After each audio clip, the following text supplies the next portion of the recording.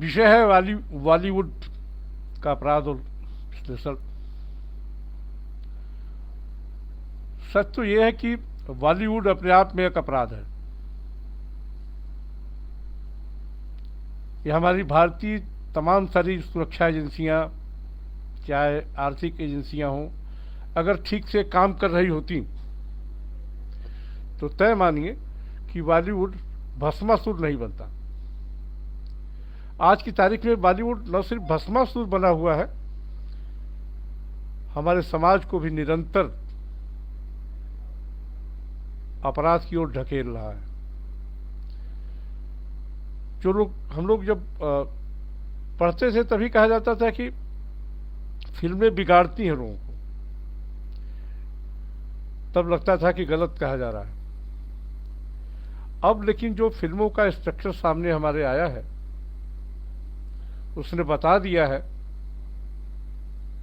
कि फिल्में न सिर्फ बिगाड़ती हैं, खुद बिगड़ी रहती हैं। बॉलीवुड का सबसे बड़ी समस्या जो है वहां नंबर 2 का पैसा है। और नंबर 2 का पैसा जहां भी हो, चाहे रियल एस्टेट हो, चाहे बॉलीवुड हो,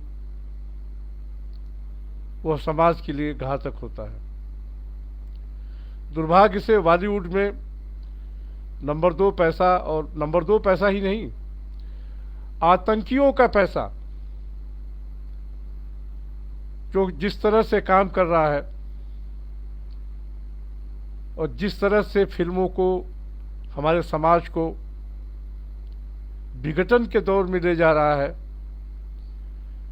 ये सरकारें पता नहीं क्यों आंख मूंदे बैठी हैं। एक आदित्य सिंह राजपूत की आत्महत्या ने, हाँ अभी हम आत्महत्या ही कहेंगे, हालांकि अब जो जांच और जांच की दिशा जा रही है वह तो बताती है कि आदित्य सिंह राजपूत की हत्या हुई है। और हत्या सिर्फ आदित्य सिंह राजपूत की नहीं हुई है, हमारे नैतिक मूल्यों की भी हुई है। हमारे तमाम सारे जो एक सामाजिक, जो कहते हैं ना कि एक संरचना है, उसकी हत्या हुई है। मुंबई पुलिस की सबसे बड़ी समस्या यह है, जैसे बॉलीवुड की समस्या है कि नंबर 2 का पैसा और अब आतंकियों का पैसा, तो मुंबई पुलिस की भी सबसे बड़ी समस्या यह है कि वो अंडरवर्ल्ड के पैसे से चलती है। मुंबई सरकार की तनख्वाह से मुंबई पुलिस नहीं चलती। ये हम तमाम फिल्मों में भी देख चुके हैं और इस बार तो खुलकर सामने आ गया है। और आपको बता दूं कि जिस तरह से बिहार के मुख्यमंत्री नीतीश कुमार ने आज सीबीआई जांच के लिए सुशांत सिंह राजपूत की हत्या का मामला रेफर किया है, अगर ठीक से जांच हो गई तो लिख कर रख लीजिए, मैं दावे के साथ कह रहा हूं, आदित्य ठाकरे सरकार गिर जाएगी। क्योंकि इस पूरे मामले में आदित्य ठाकरे जो उद्धव ठाकरे का जो लड़का है आदित्य ठाकरे, वह इन्वॉल्व हो चुका है। उसका इन्वॉल्वमेंट बताता है कि मुंबई पुलिस किस तरह से उसके इशारे पर नाच रही है। अगर आदित्य ठाकरे अगर रिया चक्रवर्ती के संपर्क में न होता तो तय मानिए कि आज दूध का दूध पानी का पानी हो गया होता। रिया चक्रवर्ती बहुत ही शातिर दिमाग लड़की है, जिसने साल भर के अंदर न सिर्फ सुशांत सिंह राजपूत को घेरे में लिया, न सिर्फ घेरे में लिया, उसको परिवार से उसके काट दिया। उसका कोई 50-55 करोड़ रुपए वो खा गई। किस तरह से खा गई वो सब चीज़ें अब ईडी और तमाम और एजेंसियां देखेंगी। अभी जो चीज़ें छन छन के सामने आ रही हैं, अच्छा उसने समय रहते ही सुशांत सिंह राजपूत से अपनी दूरी बनाई और तुरंत आदित्य ठाकरे को पकड़ा। अभी सुशांत सिंह राजपूत की आत्महत्या कही, हत्या कही, अभी कुछ कहना मुश्किल है, हालांकि सुई निरंतर हत्या की तरफ घूम रही है। उसके सुशांत सिंह राजपूत के हत्या के कुछ ही दिन पहले एक मैनेजर थी दिशा, उसकी भी इसी तरह से संदिग्ध स्थितियों में हत्या हुई थी। और पता चला कि वह उस पार्टी में आदित्य ठाकरे भी, जो उद्धव ठाकरे का लड़का है, मंत्री भी है महाराष्ट्र सरकार में, वह भी उसमें शामिल था उस पार्टी में। और उस पार्टी में कहा जा रहा है, अब जो खबरें आ रही हैं, कि दिशा के साथ बलात्कार हुआ और बलात्कार के बाद उसने सुशांत सिंह राजपूत को फ़ोन पर बताया, उसके बाद उसकी हत्या भी कर दी गई। उसी के बाद से सुशांत सिंह लगातार मुश्किलों में आता गया, तमाम लोग उसको परेशान करने लगे, धमकियां देने लगे, लेकिन और उनके मतलब किसी ने, अच्छा एक तो सुशांत सिंह राजपूत रिया चक्रवर्ती के घटाटोप में पूरी तरह फंसा हुआ था, उसके घर वाले उसको निकालना चाहते थे। उसकी अच्छा सुशांत सिंह राजपूत की सबसे बड़ी समस्या क्या थी? सफलता साथ आ गई थी, औरतबाजी भी साथ आ गई थी। इस औरतबाजी ने ही सुशांत सिंह राजपूत को कहीं का नहीं छोड़ा। 34 साल की उम्र कोई जाने की होती है? एक सफल आदमी की आत्महत्या करने की होती है क्या?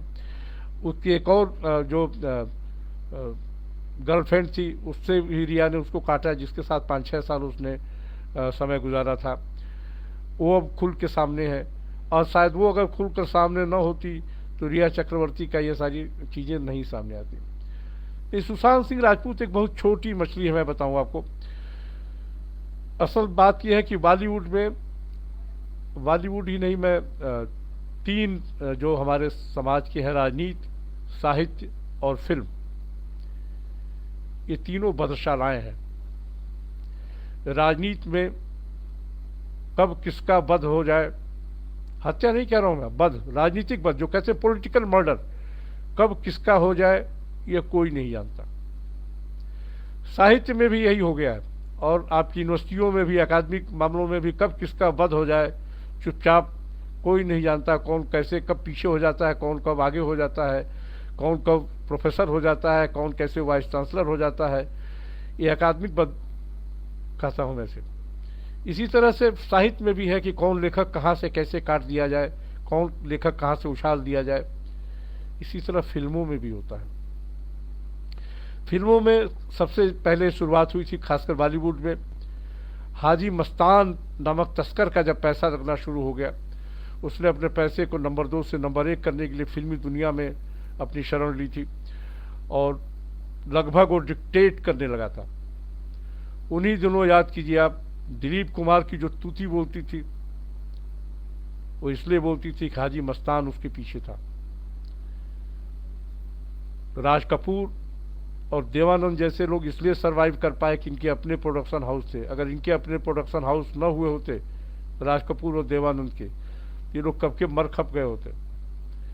नहीं, दिलीप कुमार में खासियत ये थी कि सब कुछ के बावजूद वो अभिनेता बहुत अच्छे हैं और आदमी भी बहुत अच्छे हैं। उन्होंने वह खुराफातें नहीं की जो आज की तारीख में आमिर खान, शाहरुख खान या सलमान खान जैसे लोग कर रहे हैं। और मुझे कहने में बिल्कुल संकोच नहीं है कि आमिर खान, शाहरुख खान, ये सलमान खान, ये सब दाऊद इब्राहिम के पिल्ले हैं। दाऊद इब्राहिम इन्हें जैसे नचाता है वैसे ये नाचते हैं, वैसे ही भौंकते हैं, वैसे ही बोलते हैं। दाऊद इब्राहिम का ही पैसा इनकी फिल्मों में लगा रहता है, इसीलिए सबसे नंबर 1 चल रहे हैं 3 के तीनों खान बंधु। ये स्थितियां पहले भी थी, दाल में नमक बराबर थी। आपको बताऊं कि राज कपूर की याद आती है।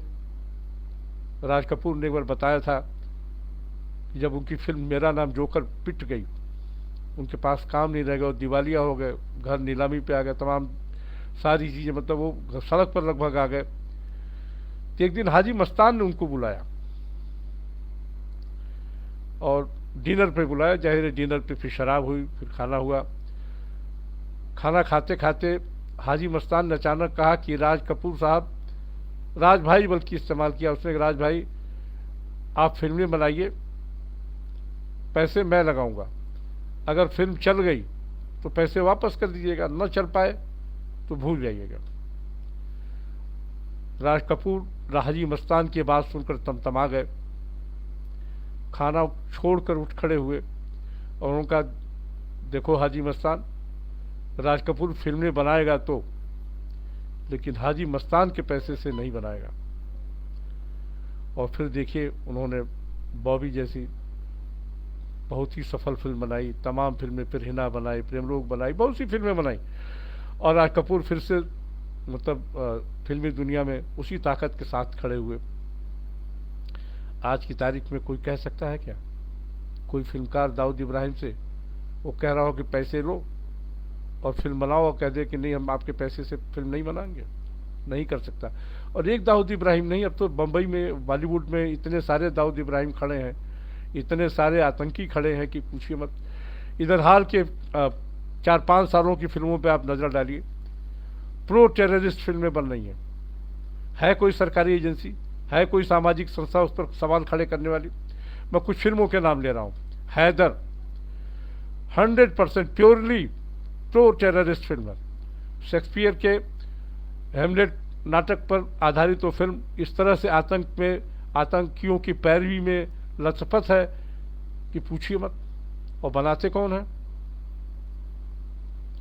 ऐसे ऐसे लोग फिल्में बना रहे हैं कि अब हम क्या बताएं, उनको कैसे क्या कहें। एक से एक भारद्वाज हैं और सेकुलरिज्म के नाम वो फिल्में बना रहे हैं। अभी एक फिल्म आई थी मुल्क, आप देखिए ना किस तरह से टेररिज्म की ऐसी मतलब पैरवी करती है, इस कदर पैरवी करती है, उसका कोई हिसाब नहीं है। शाहरुख खान की एक फिल्म आई थी अभी रईस, 100% प्रो टेररिस्ट फिल्म, लेकिन किसी समीक्षक ने, किसी एजेंसी ने कोई सवाल खड़ा किया? छोड़िए, ये सेंसर बोर्ड कैसे पास कर देती है ऐसी फिल्में। अभी एक और फिल्म आई थी हसीना पारकर, दाऊद इब्राहिम की बहन के नाम का नाम है हसीना पारकर, और उसका चेहरा साफ करने के लिए हसीना पारकर का फिल्म बनाई गई और उसको जस्टिफाई किया गया, नहीं बाकी दाऊद तो गड़बड़ है लेकिन हसीना पारकर बहुत ठीक है। ये क्या हो रहा है? अच्छा, ये तो अच्छा, जहां गलत पैसा आएगा, जहां गलत चीजें आएंगी, वहां परिणाम भी गलत ही आएंगे। आप याद कीजिए कि आसिफ जैसे लोगों को, महबूब जैसे लोगों को, क्या शानदार फिल्में बनाते थे और क्या ईमानदारी से बनाते थे और दिल खोल कर बनाते थे। उनके ऊपर कभी कोई आरोप नहीं लगा कि आसिफ मुगल आजम बनाई या महबूब ने मदर इंडिया बनाई। उन लोगों पे तो आरोप नहीं लगा कि साहब आपने तस्कर के पैसे से या आतंकी के पैसे से या नंबर 2 के पैसे से फिल्म बनाई। किसी पर भी आरोप आज तक तो नहीं है। और क्या क्लासिक फिल्में हैं। लेकिन अब हर दूसरी तीसरी फिल्म में स्थितियां इतनी विचित्र और इतनी भयावह हैं कि कहना मुश्किल है। और कब कहां कौन इस्तेमाल हो जाए कोई नहीं जानता। मैंने कहा ना कि राजनीति, साहित्य और बॉलीवुड, ये तो तीनों वधशालाएं हैं। कब किसका वध हो जाए कुछ पता नहीं है। मैं आपको कुछ ऐसी घटनाएं बताना चाहता हूं बॉलीवुड की जो बिना हत्या के लोगों की हत्या की गई है। एक बहुत मशहूर संगीतकार हुए हैं सी रामचंद्र, एक से एक लाजवाब गाने हिंदी फिल्मों को उन्होंने दिए हैं और बेमिसाल गाने। जो सबसे शीर्ष पर उनका गाना है मेरे वतन के लोगों जरा याद करो कुर्बानी, लिखा पंडित प्रदीप ने था, जो उसका संगीत दिया था श्री रामचंद्र ने। और एक्चुअली जो किस्सा मैं सुनता हूँ कि जब 62 की हार में, चीन से हार के बाद दिल्ली में कार्यक्रम हुआ तो श्री रामचंद्र को ये जिम्मेदारी दी गई कि कोई एक गाना इस कार्यक्रम के लिए, वहाँ दिल्ली में एक कार्यक्रम है उसके लिए प्लान कीजिए, और ताकि सेना का भी और सबका मनोबल बनाया जा सके और एक पॉलिटिकल तहजीब भी दी जा सके। तो श्री रामचंद्र ने पंडित प्रदीप को खोजा और पंडित प्रदीप ने ये गाना लिखा और लता मंगेशकर से ये गाना गवाया। आज भी वो गाना बहुत ही अमर है। कहा जाता है कि लता मंगेशकर को लता मंगेशकर बनाने वाले श्री रामचंद्र ही हैं। श्री रामचंद्र की एक आत्मकथा है मराठी में जिसका हिंदी अनुवाद मैंने पढ़ा है। उसमें तमाम सारे लता मंगेशकर को कैसे उन्होंने उनकी निर्माण प्रक्रिया की, कैसे क्या क्या चीजें की कि लता मंगेशकर बन गई। और ये जोड़ी श्री रामचंद्र की और लता मंगेशकर की बॉलीवुड में इतनी मशहूर हो गई कि इनको सीताराम की जोड़ी कहा जाना लगा। और एक से एक नायाब गाने दोनों ने मिलकर दिए भी। लेकिन श्री रामचंद्र ने अपनी आत्मकथा में लिखा है कि रात रात भर लता मंगेशकर श्री रामचंद्र के पैर दबाती रहती थी कि ताकि एक बढ़िया गाना उनको मिल सके। बल्कि ये भी लिखा है श्री रामचंद्र ने अपनी आत्मकथा में कि अगर जैसे उनकी पत्नी उनसे कहती थी इस काली का रोटी में रखा क्या है जो तुम इसके पीछे पड़ते हो। ये सारी बातें, बहुत सारी बातें विस्तार से लिखी हैं। लेकिन एक महत्वपूर्ण बात श्री रामचंद्र ने अपनी आत्मकथा में जो लिखी है मैं बताने जा रहा हूं। एक दिन सुबह सुबह एक प्रोड्यूसर का फ़ोन आया श्री रामचंद्र को, और उन्होंने कहा कि सीता तुम्हारे साथ गाना नहीं गाना चाहती है। तो श्री रामचंद्र को लगा कि ये मजाक कर रहा है। उसने कहा नहीं, ऐसा कैसे हो सकता है? उनका नहीं, मैं सीरियसली कह रहा हूँ कि सीता तुम्हारे साथ गाना नहीं जाती। कह रही कि राम के साथ नहीं गाऊंगे।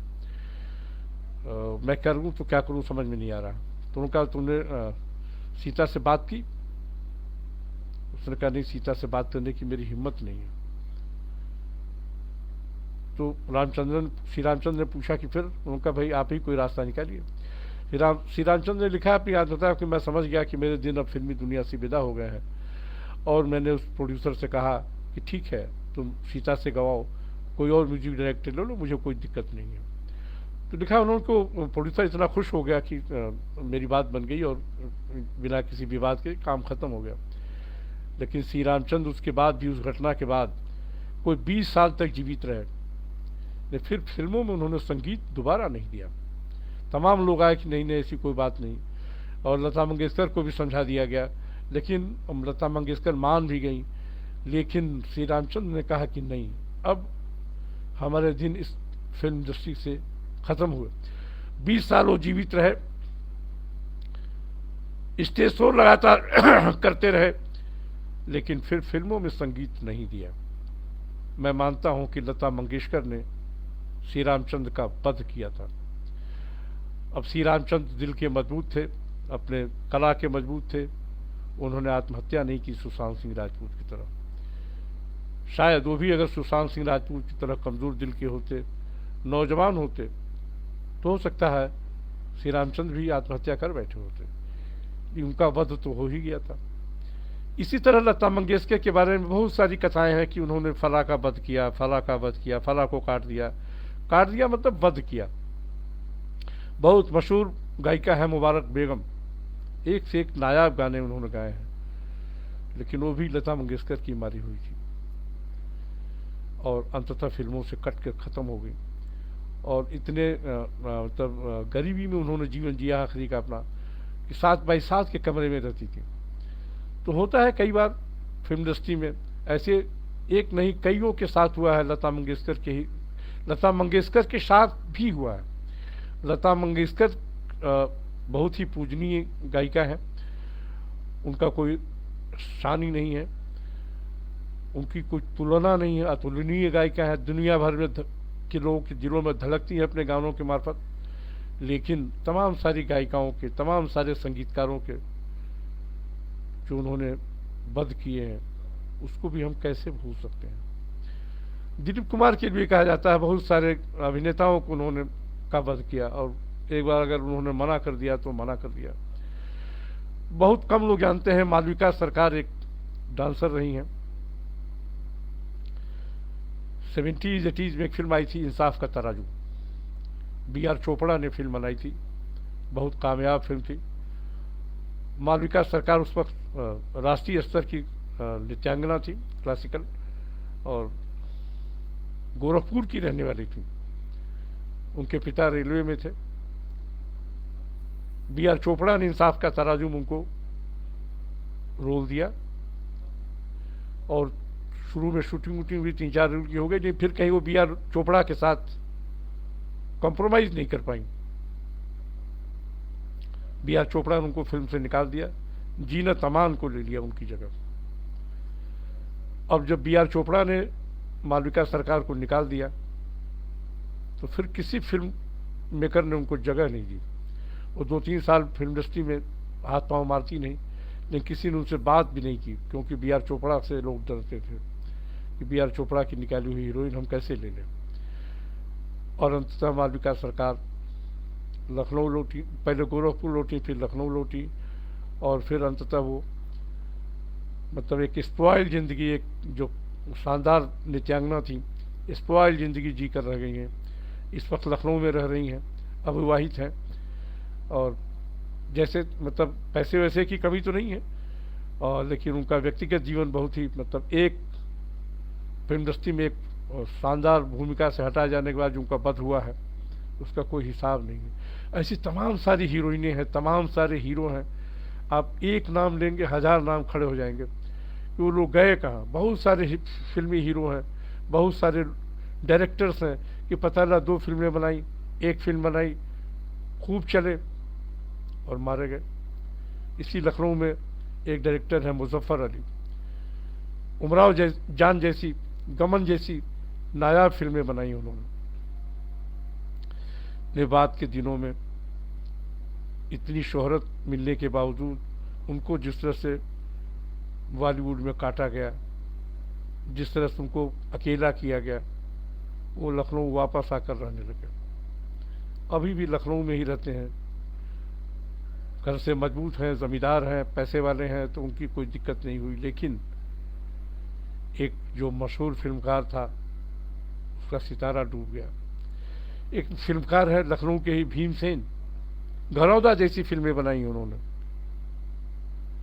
लेकिन उसके बाद अमोल पालेकर जैसे अभिनेता ने उसमें काम किया था, जजीना वहाब ने काम किया था। भीमसेन कहाँ है आज की तारीख में? गायब हो गए, क्योंकि बॉलीवुड ने उनका बंद कर दिया। इसी तरह तमाम सारे, आप याद की एक फिल्म आई थी मृग तृष्णा, उसके भी डायरेक्टर इत्तेफाक से लखनऊ के थे, नेशनल अवार्डेड फिल्म थी, उसके डायरेक्टर का भी बंद हो गया। आज भी जीवित है लेकिन मारे मारे घूमते हैं, लेकिन कोई फिल्म उनको नहीं देता। बहुत सारे फिल्मकार ऐसे हैं। एक अशोक आहूजा नाम मुझे याद आता है, वो भी उनको राष्ट्रीय फिल्म पुरस्कार मिला था बतौर डायरेक्टर। एक बहुत ही कामयाब फिल्म उन्होंने बनाई थी, आधारशिला, 82 की बात है। राष्ट्रपति अवार्ड पाने के बाद भी उनके पास फिल्में नहीं थी। कुछ फिल्में उन्होंने लोन लेके बनाई, लेकिन फिर बॉलीवुड ने उनका भी बंद कर दिया। एक तो नहीं तो इतने एक से एक जीनियस डायरेक्टर आए और विदा हो गए, आज जीवित हैं, उनका नाम लोग भूल गए हैं। लेकिन जो टेररिस्टों की फिल्मों पैसे से फिल्में बनाते हैं, जो नंबर 2 के पैसे से फिल्में बनाते हैं, वो कहाँ से कहाँ चले गए। एक पैसे की एक्टिंग नहीं है, लेकिन बहुत बड़े सितारे हों। एक पैसे का डायरेक्शन नहीं है, लेकिन बहुत बड़े सितारे हैं। आप देखिए ना, एक समय था, आप यकीन करेंगे, कबू सलीम जैसे अपराधी फिल्मों में गाने लिखने लगे थे, और उनके गाने लोग फिल्मों में ले भी रहे थे। आप याद कीजिए नदीम श्रवण की, गुलशन कुमार जैसे व्यक्ति कि नदीम ने हत्या करवा दी, और आज भी लंदन में ठाठ से रह रहा है। हमारी लोग कुछ कर पाए क्या? हमारी एजेंसियां कुछ कर पाई क्या? प्रत्यर्पण आज तक नहीं ले पाई। केस तो बहुत बहुत दूर की बात है।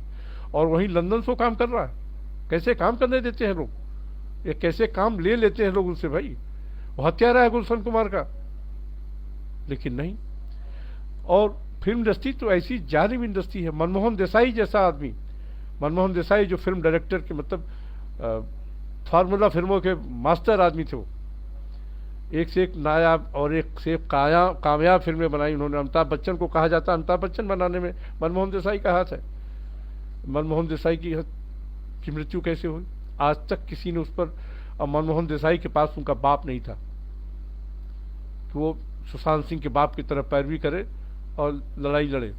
ये मनमोहन सिंह की देसाई की मृत्यु कैसे हुई, आज तक उस पर पर्दा है। छोड़िए, अभी 2 साल पहले श्रीदेवी की मृत्यु कैसे हुई दुबई में। क्या इतना शराब पी लेंगी श्रीदेवी या कोई भी महिला की जाके बाथटब में मर जाएगी? मुमकिन है? देखिए, क्या उसकी जांच हुई? क्या उसके घेरे में कुछ लोग आए क्या? लेकिन क्या कीजिएगा, ये फिल्म इंडस्ट्री है, बॉलीवुड कहते हैं इसको। श्रीदेवी का जीवन भी बहुत ही मतलब मुश्किलों भरा रहा है और बहुत ही विवादों से भरा रहा है। आप सोचिए कि बोनी कपूर से उन्होंने विवाह किया, वह बोनी कपूर जिसको कभी वो राखी बांधती थी, जिसको राखी बांधे उसी से आप विवाह कर लें, तो फिर इस मृत्यु को तो प्राप्त होना ही है। तब जबकि श्रीदेवी बहुत अच्छी अभिनेत्री थी, बहुत कामयाब थी, चांदनी जैसी फिल्म उनके पास है, और एक से एक लम्हे जैसी फिल्म उनके पास है। तमाम फिल्में हैं एक से एक कामयाब और एक से एक लाजवाब। जब आपका व्यक्तिगत जीवन चरित्रहीनता का रहेगा तो आप लाख कामयाब रहिए, आप लाख नायाब रहिए, कोई मतलब नहीं है। बॉलीवुड, अरे समाज आपका बंद कर देता है। इसीलिए देखिए, श्रीदेवी के अभिनेत्री के पर तो लोगों ने दुख जताया, तो उसके लिए कोई मूवमेंट नहीं हुआ, कहीं कोई शिकायत नहीं हुई, कहीं कुछ नहीं हुआ। श्रीदेवी के परिवार के लोगों ने भी उस पर खामोशी बरत ली कि आखिर कैसे मर गई। क्यों अकेली रह गई थी दुबई में वो। ऐसे तमाम सारे अभिनेताओं पर, अभिनेत्रियों पर आप याद कीजिए। एक देवानंद को तो हम सभी जानते हैं, उनके एक बड़े भाई हैं चेतन आनंद, बहुत कामयाब डायरेक्टर वो भी थे। उन्होंने भी एक फिल्म लम्हेत्री पर अपना दिल कुर्बान किया, बाद में उनसे विवाह किया। प्रिया राजवंश, उनकी हर फिल्मों में, फिल्म चले न चले, हीरोइन हो जाती थी। बाद में चेतन आनंद का जब निधन हो गया, बहुत सालों बाद चेतन आनंद के बच्चों ने ही उस अभिनेत्री की भी हत्या कर दी, पकड़े गए, सब जेल गए। तो सोचिए कि हमारी फिल्में क्या समाज बनाती हैं और क्या समाज बनाने की प्रेरणा देती हैं और किस समाज में रहने के लिए हमें प्रेरित करती हैं। जब आपका अपना ही जीवन देखिए, आज की तारीख में राम मंदिर की बड़ी बात हो रही है, राम राम पूरी दुनिया में हो रहा है। तो राम का जीवन ऐसा है कि लोग राम राम कर रहे हैं इतने सालों बाद भी, उनके मंदिर के लिए प्राण न्यौछावर कर रहे हैं लोग इतने सालों बाद भी। क्यों? क्योंकि राम का जीवन इतना आदर्श, इतना शील, इतना विनय से भरा हुआ है कि राम को लोग राम ही कहते हैं। और कहा जाता है ना कि राम की बड़ी निंदा की जाती कि सीता को वनवास दे दिया, अग्नि परीक्षा ले ली, क्या क्या है। देखिए, अग्नि परीक्षा ली जरूर राम ने सीता की, लेकिन सीता अग्नि में जली नहीं। राम तो जल में जल गए, जल समाधि ले ली। राम ने एक आदर्श उपस्थित किया था, इसीलिए रामायण और रामलीला पूरी दुनिया का हिस्सा है। लेकिन हमारी फिल्में जो हैं, थोड़ी देर के लिए हम देख जरूर लेते हैं, लेकिन क्या हमारे समाज का सचमुच हिस्सा है? पहले कहा जाता था साहित्य समाज का दर्पण है, अब तो हो गया है कि सिनेमा समाज का दर्पण हो गया।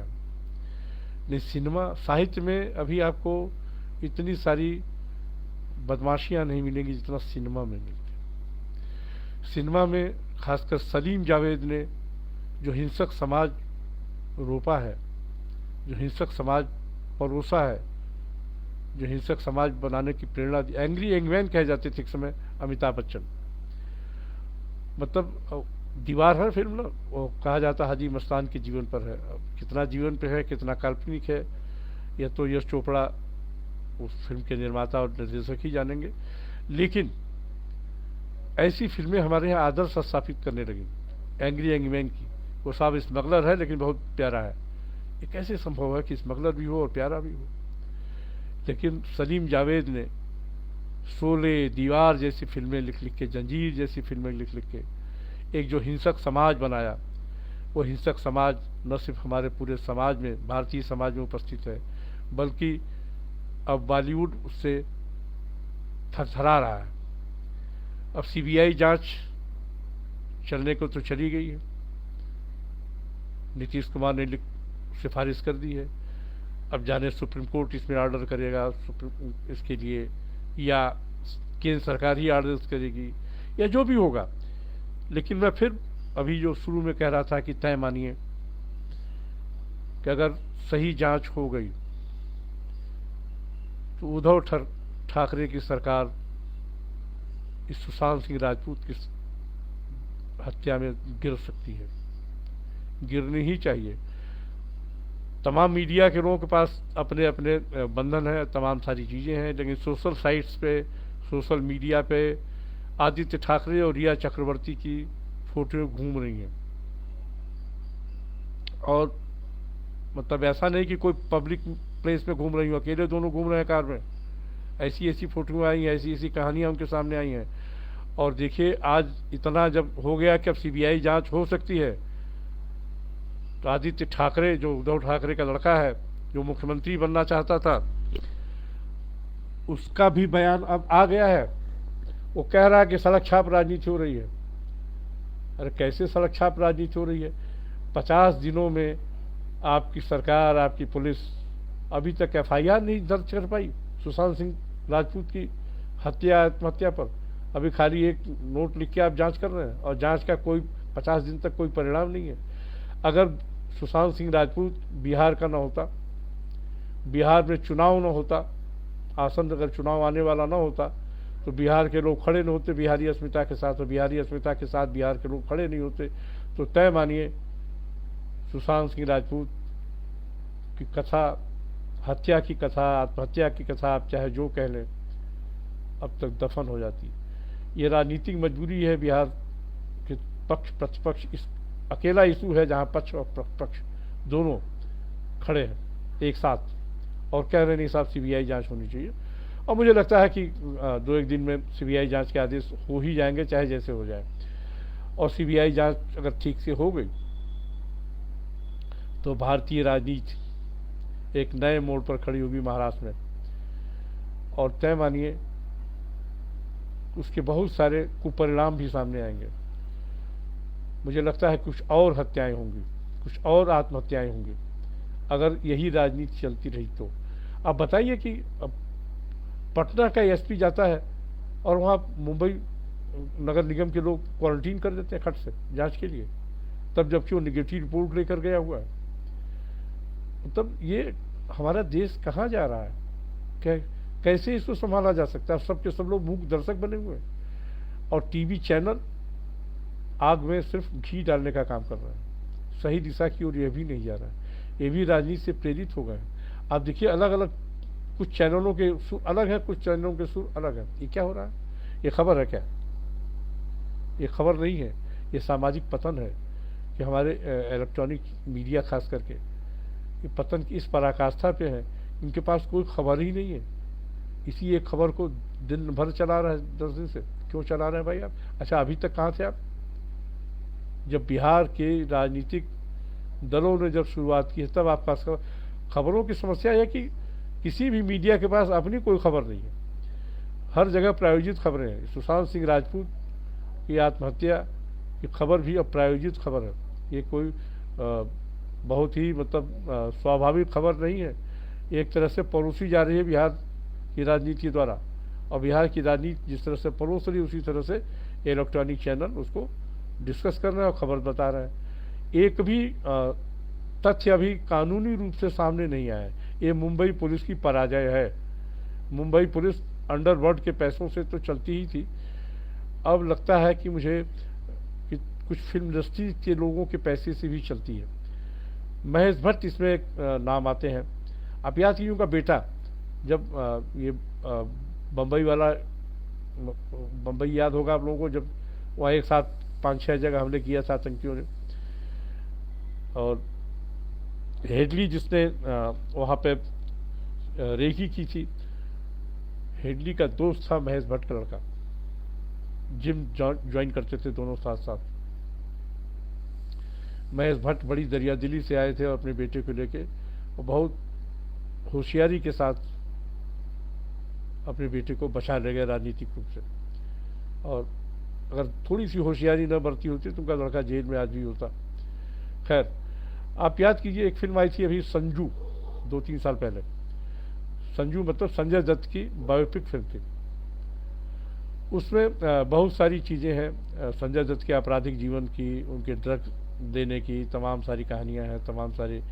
उसमें सुनील दत्त का भी एक चेहरा सामने आता है बतौर पिता, जिसकी भूमिका परेश रावल ने बहुत ही शानदार ढंग से निभाई थी। लेकिन उस फिल्म में एक सबसे बड़ी बात जो सामने आती है कि AK-56 रखने के चक्कर में जब ये संजय दत्त पकड़ा जाता है, तो जब उसमें उसका पिता सुनील दत्त पूछता है कि भाई ऐसा करने की क्या ज़रूरत थी तुम्हें, तो वो बताता है कि साहब ये खान बंधु हमें आगे आने ही नहीं दे रहे थे, हम करते तो क्या करते। खान बंधु मतलब सलमान खान, शाहरुख खान, आमिर खान, ये तीनों दाऊद से मिले हुए। साफ साफ उस फिल्म में ये बात सामने आती है, नरेट की जाती है कि साहब ये खान बंधु ये हमको फिल्में ही नहीं लेने देते, करते तो क्या करते हम। तो हमें भी ये ग्रुप का सहारा लेना पड़ा। और इत्तेफाक से वो भी जो ग्रुप ज्वाइन करता है अबू सलेम का, वो भी दाऊद इब्राहिम का ही चेला है। खैर, तो फिल्में हमारी जब इस तरह से तय होती रहेंगी, हैदर जैसी फिल्में बनती रहेंगी, मुल्क जैसी फिल्में बनती रहेंगी, हसीना पारकर और रईस जैसी फिल्में बनती रहेंगी, और समाज में इसको लेके कोई चिढ़ नहीं होगी, कोई नाराज़गी नहीं होगी, कहीं कुछ नहीं होगा, तो तय मानिए जाने कितने सुशांत सिंह राजपूत मारे जाते रहेंगे और जाने कितने सुशांत सिंह राजपूतों का वध होता रहेगा। अच्छा, यहाँ तो अगर बिहार की राजनीति न होती तो ब्याह की राजनीति आ गई तो सुशांत सिंह राजपूत की बात आ गई है। न होती तो ऐसे जाने कितने लोग मारे गए हैं, जाने कितने लोग। गोविंदा सोचिए, इतना कामयाब एक्टर, इतना बढ़िया डांसर, इतनी सारी कामयाब फिल्में उसके पास, आज की तारीख में कहाँ है? इन्हीं खान बंधुओं ने उसका वध कर दिया है, गोविंदा का। उसको फिल्में नहीं मिलने देते और गोविंदा उसी बम्बई में अभिशप्त जीवन जी रहे हैं बिना काम के। बहुत सारे लोग ऐसे हैं, बहुत सारे अभिनेता हैं, बहुत सारे डायरेक्टर्स हैं जिनको काम नहीं है, क्योंकि यह लोग नहीं चाहते, यह लोग नहीं चाहते कि कोई और भी काम पाए। अच्छा, फिल्मों के चलने का भी एक अलग गणित है। एक बाहुबली फिल्म आती है, बाहुबली 2 आती है, हंगामा हो जाता है, सारी फिल्म इंडस्ट्री चारों खाने चित हो जाती है।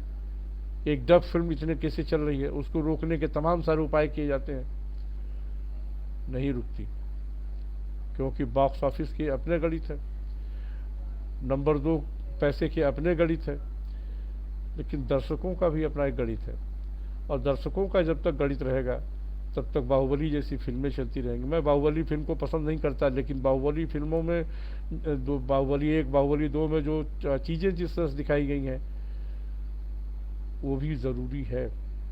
आप सोचिए कि मणिकर्णिका जैसी फिल्म आती है और उसको न चलने देने के इतने सारे यत्न किए जाते हैं, फिल्म चल जाती है, तो करें तो क्या ये खान बंधु। बहुत सारी समस्याएं हैं फिल्म इंडस्ट्री में, बहुत सारी समस्याएं हैं हमारे सीरियलों में। बहुत सारे लोग ऐसे हैं कि जो तरह तरह से लोगों को काटने के लिए, वध करने के लिए ही पैदा किए गए हैं। उनके पास अपना कोई काम नहीं है सिवाय वधस्थल में एक कसाई बनने के। ये हमारी जब तक सरकारी एजेंसियां, जब तक फिल्म सेंसर बोर्ड सोए रहेंगे और पैसा खाकर मुंबई पुलिस की तरफ मस्त रहेंगे, कोई कुछ नहीं कर सकता। जाने कितने सुशांत सिंह राजपूत मारे जाते रहेंगे। आप सोचिए ना कि श्याम बेनेगल जैसे लोगों के पास इतने मतलब जीनियस डायरेक्टर, उनके पास काम क्यों नहीं है? एन चंद्रा जैसे डायरेक्टर अब कहाँ है? नहीं है, जीवित है लेकिन उनके पास काम नहीं है। बहुत सारे, अमोल पालेकर भी बहुत अच्छे डायरेक्टर हैं, उनके पास भी काम क्यों नहीं है? बहुत अच्छे अभिनेता हैं, बहुत सारे। तो कहिए कि कुछ टीवी चैनल्स हैं, कुछ सीरियल्स हैं, कि तमाम लोगों को काम मिल जाता है। अगर ना होते तो फिल्म इंडस्ट्री तो वो इंडस्ट्री है हमारी बॉलीवुड, ये लोगों को कच्चा भून के खा जाती है। बहुत कम लोग होते हैं जो सरवाइव करके जी पाते हैं। अब सोचिए ना कि एक समय वी शांताराम जैसे लोग फिल्म बनाते थे, 2 आंखें 12 हाथ जैसी फिल्में बनाते थे। महबूब जैसे लोग मदर इंडिया जैसी फिल्म बनाते थे। वो आदर्श, वो अमूल्य, वह नैतिकता कहाँ चली गई? फिल्म इंडस्ट्री से क्यों विदा हो गई? किन लोगों ने विदा किया? इन्हीं नंबर 2 के पैसे वालों ने, इन्हीं आतंकियों के पैसे ने, इन्हीं तस्करों के जो पैसे हैं, इन लोगों ने सारे सामाजिक मूल्य छिन्न भिन्न कर दिए। और जो एक समाज खड़ा किया गया ना, एक नकली समाज फिल्मों में।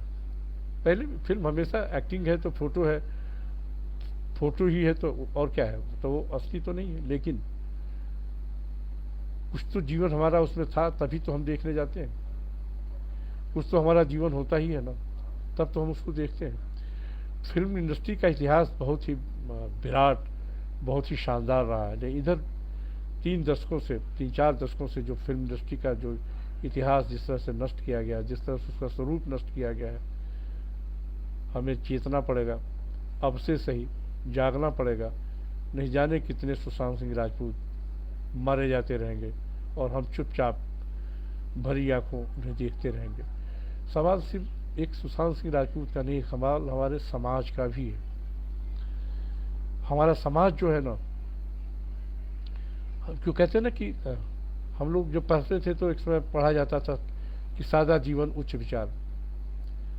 ठीक है, टेक्नोलॉजी, बहुत सारे अपराध, बहुत सारी चीज़ें हमारे समाज में नए ढंग से आई हैं, उनको भी रखना चाहिए। फिल्म का काम है, साहित्य का काम है, पत्रकारिता का काम है, लेकिन किसी प्रतिभा का वध करना तो फिल्म इंडस्ट्री का काम नहीं है। किसी भी समाज का काम नहीं है। आप सोचिए कि एक समय फिल्म इंडस्ट्री के लोग, जब कभी बाढ़ आती थी कहीं, जब कहीं कोई प्राकृतिक आपदा आती थी, तो क्रिकेट मैच खेलकर लोगों की मदद करते थे, चैरिटी शो करके मदद करते थे। पिछले 10-15 सालों में कोई चैरिटी शो हुआ है क्या फिल्म वालों का? कि सारे फिल्म वाले इकट्ठे हुए हों, क्रिकेट खेल लिए हो, कोई कार्यक्रम कर दिए हो कि साहब यहाँ के लिए हम मदद कर रहे हैं। तमाम सारी प्राकृतिक विपदाएं आई हैं। ये जो अभी कोरोना चल रहा है, मामूली कोरोना है क्या? एक गरीब आदमी टेस्ट नहीं करवा सकता, एक गरीब आदमी दवा कहाँ से लाए, एक गरीब आदमी खाना कहाँ से खाए, रोजगार कहाँ से लाए? फिल्म इंडस्ट्री ने कभी सोचा? इसलिए नहीं सोचा कि फिल्म इंडस्ट्री के सामाजिक सरोकार अब बिल्कुल समाप्त हो चुके हैं। एक समय था कि फिल्म, अब तो अगर ये चैनल वाले ना हो तो फिल्म इंडस्ट्री वाले किसी सामाजिक काम के लिए दिखाई ना दें, तो कैमरे पे चेहरा दिखाने के लिए खड़े हो जाते हैं। एक सूद ही क्यों खड़ा होता है बम्बई में सबको, मजदूरों को भेजने के लिए, सोनू सूद, बाकी क्यों नहीं खड़े होते? ये तमाम सारे जो खरबपति हैं, तमाम सारे जो धनपशु हैं, ये क्यों नहीं खड़े हुए कोरोना में लोगों की मदद के लिए? इसलिए कि उनके सामाजिक सरोकार नंबर 2 के पैसों में चले गए हैं। इसलिए कि वो तस्करों के पैसे से खुद जीवन यापन कर रहे हैं। इसलिए कि वो आतंकियों के पैसे से खुद जीवन यापन कर रहे हैं। उनके पास अपनी मेहनत की कमाई नहीं रहेगी, नंबर 2 की कमाई। नंबर 2 की कमाई वाले लोग पैसा नहीं खर्च करते। नंबर 2 की कमाई वाले लोग सामाजिक सरोकार से कोई वास्ता नहीं रखते। नंबर 2 की कमाई वाले लोग सरकारों से वास्ता रखते हैं, सरकार जो कहेगी वही करेंगे और सरकार की पूजा करते हैं। नंबर 2 की कमाई वाले अगर इस सुशांत सिंह राजपूत में लोग केस में न जुड़े होते ना, कहता हूँ आदित्य ठाकरे अगर न जुड़ा होता, कब की इसकी दूध का दूध और पानी का पानी हो गया होता। एक आदित्य ठाकरे के रिया चक्रवर्ती से संबंधों ने सुशांत सिंह राजपूत की हत्या पर पर्दा डाल रखा है, सुशांत सिंह राजपूत के परिवार से अन्याय कर रखा है। सोचिए, सुशांत सिंह राजपूत का एक बहनोई IPS अफसर है, ADG लेवल का अफसर है, कोई छोटा अफसर भी नहीं है। वो लिखता है और उसकी भी मुंबई पुलिस नहीं सुनती है। अभी बिहार के DGP गुप्तेश्वर पांडे लगातार कह रहे हैं कि साहब वो महाराष्ट्र की DGP से लगातार बात करना चाहते हैं, वहाँ मुंबई पुलिस कमिश्नर से बात करना चाहते हैं, मैसेज पे मैसेज दे रहे हैं कि साहब मैं अपना परिचय दे रहा हूँ, मैं DGP हूँ बिहार का, मुझसे बात कर लीजिए, और वो बात नहीं कर रहे हैं, फ़ोन नहीं उठा रहे हैं। ये क्या है? SP जाता है पटना का और वहाँ तुरंत क्वारंटीन कर दिया जाता है। 4 सब इंस्पेक्टर जाते हैं, उनको आप बात नहीं करने देते। अरे आप बता देते कि साहब आपका इसमें जुरिडिक्शन नहीं है, आप जाइए, हम आप कोई मदद नहीं करें। ये क्वारंटीन करने की क्या ज़रूरत थी? ज़बरदस्ती आपने 14 दिन के लिए हाउस अरेस्ट कर दिया। और गुप्तेश्वर पांडे जिस तरह से आप बात कर रहे हैं और जिस तरह से चीज़ें सामने आ रही हैं, वो बहुत ही आने वाले दिनों के लिए बहुत ही खतरनाक संकेत हैं। एक पुलिस सिस्टम के लिए, पॉलिटिकल सिस्टम के लिए, फिल्म इंडस्ट्री के लिए नहीं। फिल्म इंडस्ट्री तो हमेशा नंबर 2 पैसों पे खड़ी रहने वाली है, आज भी रहेगी, कल भी रहेगी, लेकिन हमारा समाज तो नंबर 2 के पैसे से नहीं चलता ना, हमारा पुलिस सिस्टम तो नंबर 2 के पैसे से नहीं चलता ना। अगर ये भी नंबर, ठीक है, मुंबई पुलिस अंडरवर्ल्ड के पैसे से चलती है, लेकिन कानून नाम की भी एक चीज़ होती है। अगर यही ख़त्म हो जाएगा, अब सोचिए ना कि एक गैर जिम्मेदार नेता है शिवसेना का और अपने को पत्रकार भी कहता हो और सामना में संपादकीय लिख के तमाम सारी चीज़ें कर करके वो आदमी कह रहा है कि साहब अगर बिहार पुलिस से हम लोग ज्ञान लेंगे तो मुंबई पुलिस को बंद करना पड़ेगा। क्या ये पॉलिटिकल बयान है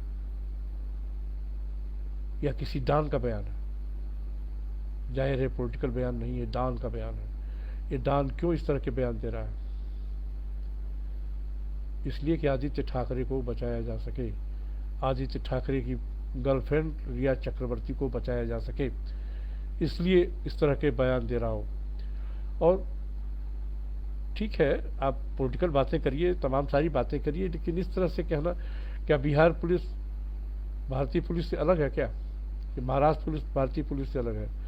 एक होता है IPS कहते हैं ना, Indian police service. Indian police service पूरे देश में, चाहे वो बिहार में हो चाहे महाराष्ट्र में हो, किसी भी पुलिस के लिए, किसी भी इंस्टीट्यूशन के लिए यह शब्द इस्तेमाल करना बहुत ही मतलब अभद्र है। ऐसा नहीं कहना चाहिए था। और ऐसा कह के अगर कोई पत्रकार, कोई राज्यसभा सदस्य अपने आका के बेटे को बचाना चाहता है तो सबसे पहले उसी को पकड़ा जाना चाहिए। और नहीं तो फिर सिस्टम को ख़त्म कर देना चाहिए। इस सिस्टम का क्या मायने हैं? एक गरीब आदमी, एक मध्यवर्गीय आदमी जिसका बेटा इस तरह से मौत की बाहों में खेल गया हो और उसके परिवार के साथ इस तरह से आप मजाक करें, यह ठीक नहीं है। फिल्म इंडस्ट्री हमारे यहाँ मतलब तमाम सारे अभिनेता हैं जो हमारे आदर्श कहे जाते हैं।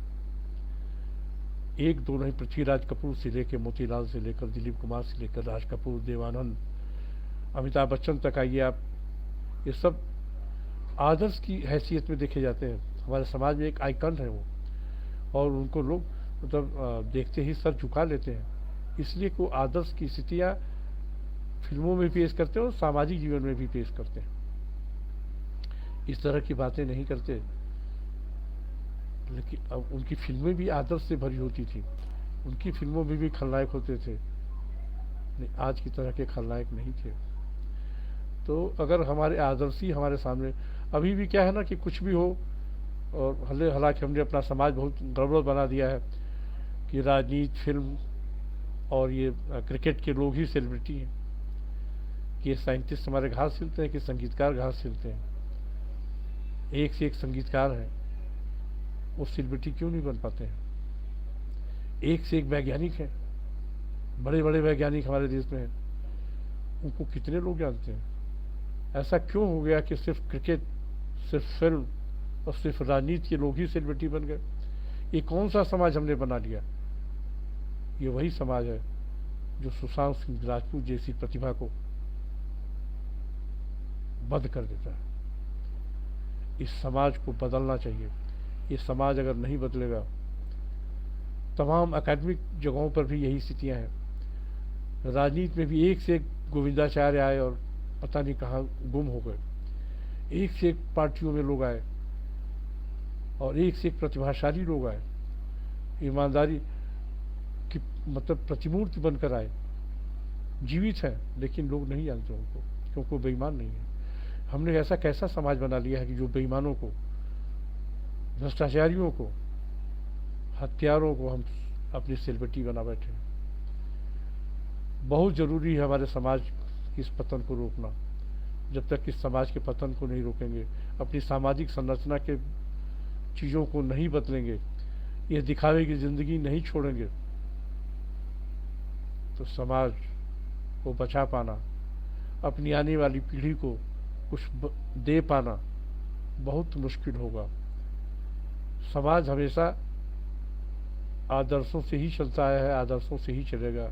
अलग बात है आज का समाज हमारा भ्रष्टाचार से, माफिया से, धन पशुओं से, ये धर्म से, इन सब चीज़ों से चलने लगा है, जो बहुत ही घातक है।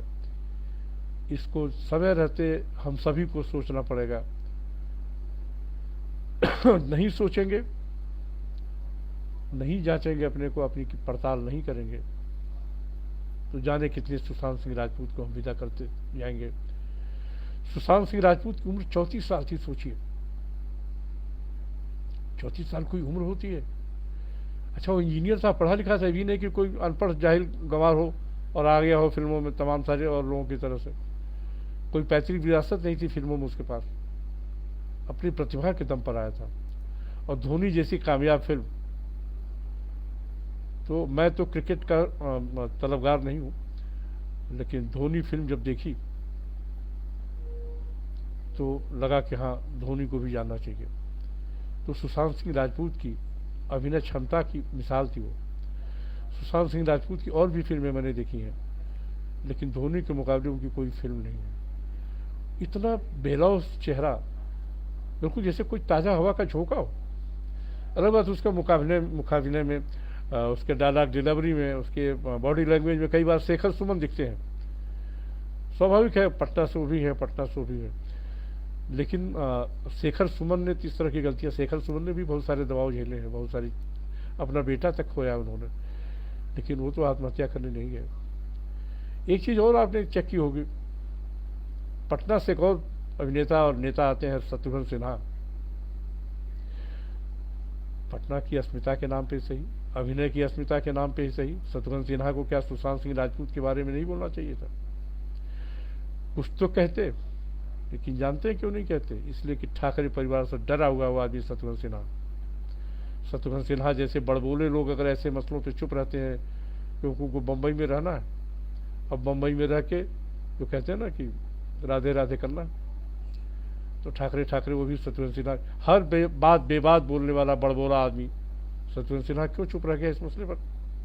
ये किसी ने सोचा अभी तक? कोई मीडिया वाला गया उसके पास, या ट्वीट करके ही शत्रुघ्न सिन्हा ने कुछ कहा क्या? शेखर सुमन ने तो कहा, शेखर सुमन तो राज्यपाल तक से मिले। क्या उनको बम्बई में नहीं रहना? क्या उनको डर नहीं लगता क्या ठाकरे परिवार से? ये जान लीजिए कि ठाकरे परिवार बम्बई में गुंडों का परिवार है।